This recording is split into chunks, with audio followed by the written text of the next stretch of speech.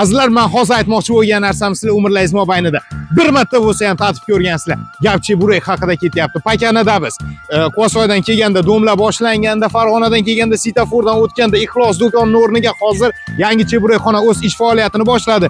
Ertalab 8 dan kechki 6 ga qadar issiq choylar, kofelar, joylari bilan Chebureklarimiz aynan sizlar uchun aziz do'stlar, hammalaringizni taklif qilamiz.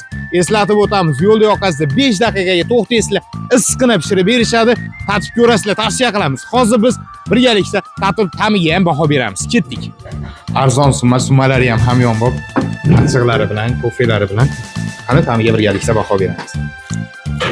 Qani, bismillah. Juda mazza. Hammalarga tavsiya qilamiz. Kelinglar, tatib ko'ringlar. Bir marta yeysa ham mana shu yo'lda bo'yda ozgina to'xtab, erinmasa, kelinmasda Chebureklarni tatib, o'zlaring ham ta'miga baho bering. Mana, arzimagan 13 ming so'm pulga azizlar mazali zavtrak tayyor bo'ldi. Hammalaringizni kutamiz.